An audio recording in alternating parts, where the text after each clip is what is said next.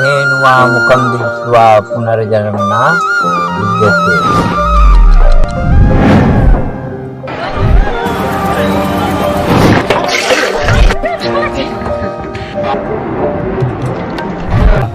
मंथन से ही कई तरह के रत्न और कालकूट विष निकले थे, जिसे भगवान शिव ने ग्रहण किया था।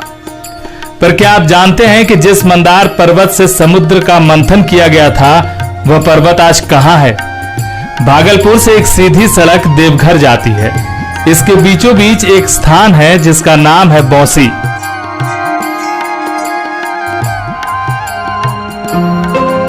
यही मंदार पर्वत नामक सुंदर पहाड़ी है।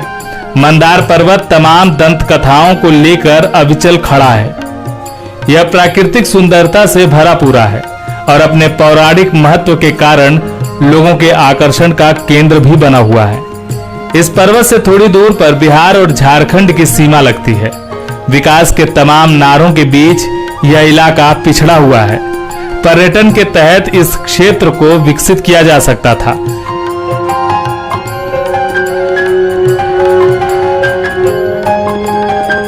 लेकिन तमाम संभावनाओं के बावजूद इस दिशा में कोई विशेष काम नहीं हो पाया है। शासन प्रशासन की उपेक्षा के बावजूद मंदार का मनोरम वातावरण राहगीरों का ध्यान अपनी ओर खींचता है।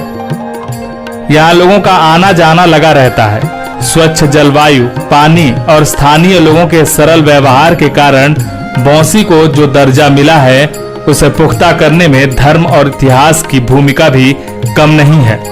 यह मान्यता है कि यही पर्वत है जिसे समुद्र मंथन के दौरान मथनी के रूप में उपयोग किया गया था। स्थानीय लोग तो यहाँ तक दावा करते हैं कि यही वह स्थान है जहाँ समुद्र मंथन हुआ था। हालांकि यह बात कुछ अटपटी सी लगती है, लेकिन लोगों का तर्क है कि समुद्र की स्थिति जमीन की ऊंचाई नीचाई के अनुसार बदलती रहती है।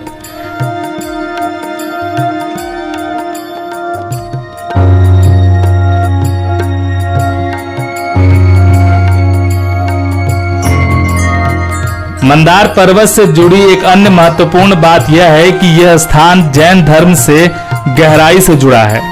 जैन धर्म के 12वें तीर्थंकर वासुपूज्य को इसी पर्वत पर निर्वाण प्राप्त हुआ था। वासुपूज्य चंपा राजघराने से थे, जिसका आधुनिक नाम भागलपुर है। जैन धर्मावलंबियों के लिए यह क्षेत्र खास महत्व रखता है, इसलिए हर साल बड़ी संख्या में जैन धर्मावलंबी यहाँ इकट्ठा होते हैं। यहाँ वे अपने 12वें तीर्थंकर वासुपूज्य की निर्वाण स्थली की परिक्रमा भी करते हैं। मंदार पर्वत तक रेल और सड़क मार्ग दोनों से पहुंचा जा सकता है। भागलपुर से इसकी दूरी 50 किलोमीटर है और इसकी ऊंचाई लगभग 700 मीटर है। मंदार पर्वत के चारों ओर खेतिहर जमीन फैली हुई है। धान समेत कई तरह के अनाज इन खेतों में पैदा होते हैं। इसके शिखर पर एक मंदिर है। इस पर्वत का मुख्य हिस्सा एक ही पत्थर का है। स्थानीय लोगों का कहना है कि यहाँ मदार यानी आग के फूलों की बहुतायत होने की वजह से इसका नाम मंदार पड़ा। इस पर्वत की तलहटी में एक सुंदर तालाब है, उसे पापहरणी तालाब कहा जाता है। इस तालाब के बीचों बीच एक मंदिर है जिसे लक्ष्मी नारायण मंदिर कहते हैं। हालांकि इस मंदिर का निर्माण कुछ साल पहले ही हुआ है, लेकिन इसको लेकर लोगों में गहरी आस्था है। मकर संक्रांति के दिन पापहरणी तालाब का अत्यंत धार्मिक महत्व है। इस दिन लोग विशेषकर इस तालाब में स्नान करते हैं।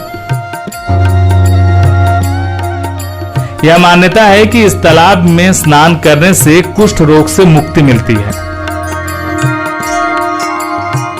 स्नान के बाद श्रद्धालु भगवान मधुसूदन की पूजा अर्चना भी करते हैं।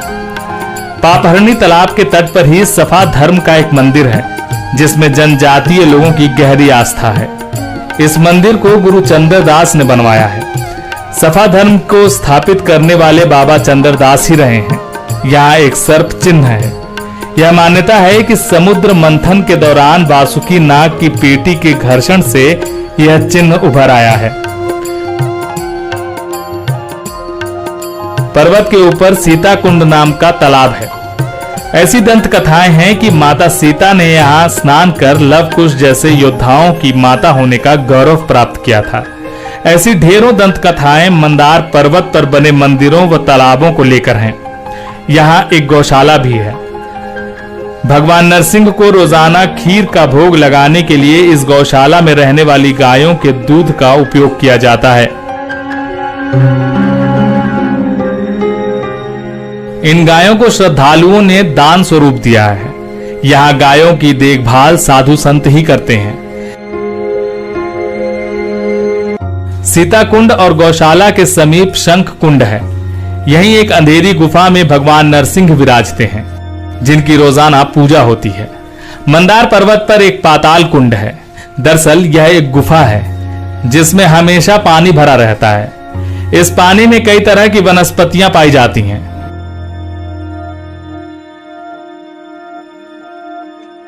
यह माना जाता है कि इनमें कई दुर्लभ प्रजाति के शैवाल भी होते हैं। यहाँ बना निर्मल जल के कुएं का पानी काफी मीठा है, जिसकी पौष्टिकता प्रमाणित और सत्यापित है।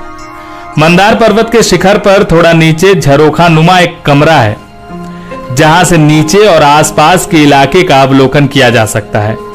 इसे राम झरोखा कहते हैं। इस बात की जरूरत महसूस हो रही है कि मंदार पर्वत को धार्मिक पर्यटन क्षेत्र के तौर पर विकसित किया जाए। इससे राज्य को आर्थिक दृष्टि से लाभ पहुंचेगा, साथ ही स्थानीय लोगों के सामने रोजगार के अवसर पैदा होंगे। इलाके का समुचित विकास होगा। मंदार पर्वत से जुड़ी और रोचक जानकारियों के लिए आप नवोत्थान के सितंबर अंक में आत्मानंद कश्यप की रिपोर्ट जरूर पढ़ें।